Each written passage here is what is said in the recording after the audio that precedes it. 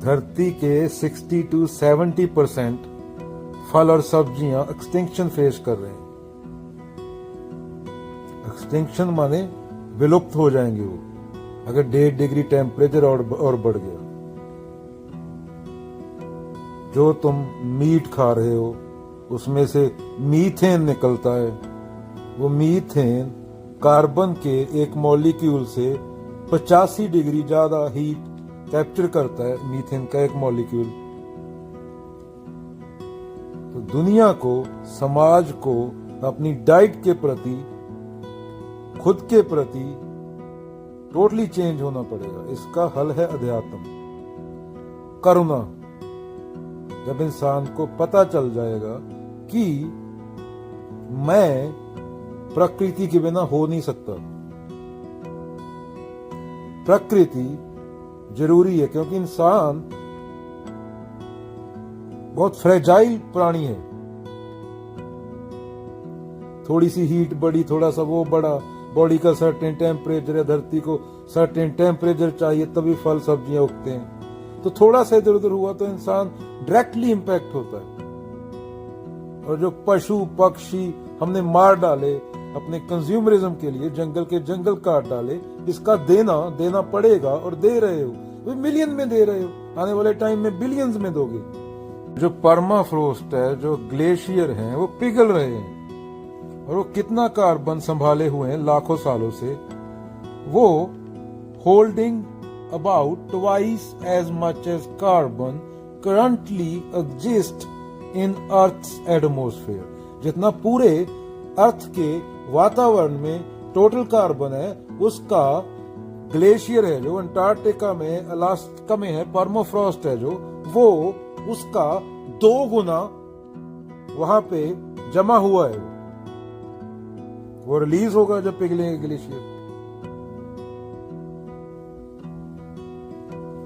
Again बोला, as temperatures have risen, especially since about 1950, permafrost has not only declined in area but thawed to deeper depth and greater volume, beginning to release its stored carbon. Most of this released carbon comes as CO2, but if permafrost thaws under wet conditions such as under wetlands or lakes, some of that carbon enter the atmosphere as methane.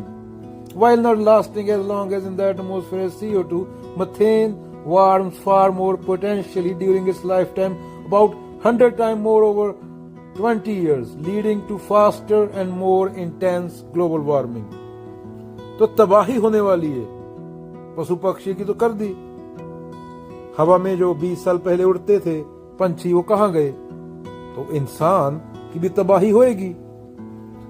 समंदर में dead zone बन गए, history में कोई पहले हुआ था? 2 minute में एक प्रजाति खत्म हो रही है, हुआ था? ये नेचुरली होता है? नहीं, ये इंसान ने किया है।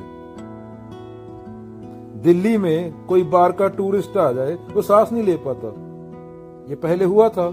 कभी हिस्ट्री में नहीं हुआ था। खाना 10 बिलियन बंदे के लिए कहां से लाओगे? खाना चाहिए, 10 बिलियन बंदा तो आबादी तो हो जाएगा।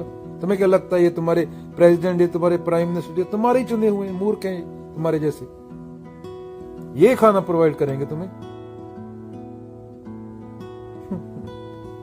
खुद लुटेरे हैं, तुम लुटेरे हो। तुम अगर वो पोजीशन पे पहुंच गए तो तुम वो करोगे। इसलिए अध्यात्म जरूरी है, इसलिए गीता जरूरी है, इसलिए करुणा जरूरी है, इसलिए सेल्फ नॉलेज जरूरी है, इसलिए खुद को जानना जरूरी है।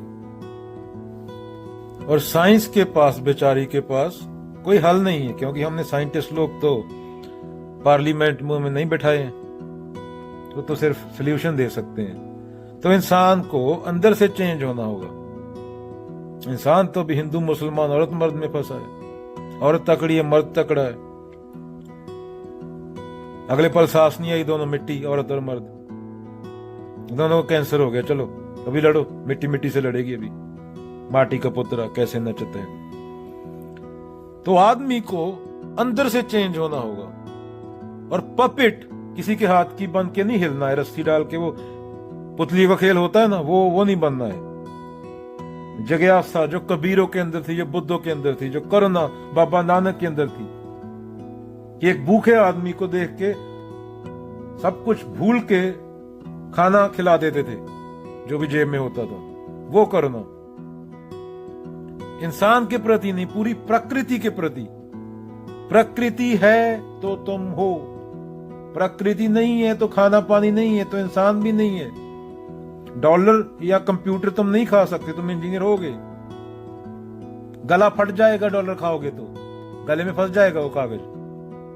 खाना खाना है, पानी पीना है, तो ये चीजें जरूरी हैं। और फ्यूचर में जंगें भी इसी आधार पे लड़ी जाएंगी, स्टार्ट हो चुकी हैं ऑलरेडी। अगर तुम्हें पता नहीं तो पढ़ना चालू करो।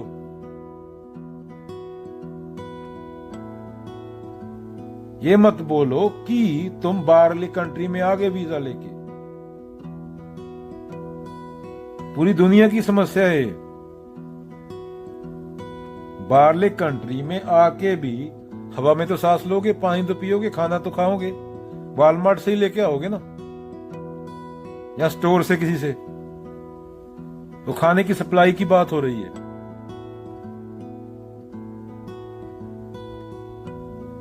तो इसका हल क्या है? साइंस के पास इसका हल नहीं है। इंसान को अपने अंदर से चेंज होना होगा, खुद को जानना होगा। पर इंसान के लिए सक्सेस क्या है? मेरे पड़ोसी के 4 बच्चे मर जाएं, मैं पूरा खाना अपने बच्चे को खिला दूं 4 लोगों का, वो मर गए 4 और इसका बच्चा भी डायबिटीज होके मर गया। बाद में ये मूर्ख रो रहा है। जंगल में उसका घर है, 2 किलोमीटर दूर आग लगी है, चलो जंगल जलने तो बोलता है। सो गए घर पे खाना खा के, दारू पी के, खुद भी जल के मर गया, क्योंकि आग तो पूरे जंगल में पहुंचेगी जब आग कोई बुझाएगा नहीं। तो ये सोच होनी चाहिए, वरना धरती नहीं बचेगी। कौन किसकी माँ, कौन किसका बाप, कौन किसका भाई, कौन हिंदू कौन मुसलमान। इंसान बचा ही नहीं तो कौन हिंदू कौन मुसलमान। 10,000 साल पहले कौन हिंदू मुसलमान था यहाँ पे? कबीलों में लोग पत्ते डाल के जिंगल आला हु करते थे। भगवान तो तब नहीं था क्या? भगवान 10,000 साल पहले ही पैदा किया कुछ लोगों ने, तुम्हें मूर्ख बनाने के लिए, जिसे तुम भगवान बोल रहे हो। इसलिए कबीरों को पढ़ना जरूरी है, इसलिए विचार करना जरूरी है,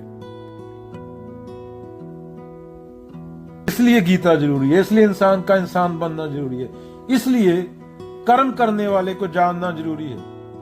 और कर्म करने वाला खुद को नहीं जानता तो क्या हो रहा है? वो तो बेहोशी में है। जैसे खाल लोहार की, सांस लेत बिन प्राण, जित गट प्रेम न संचरे, सो गट जान मशान।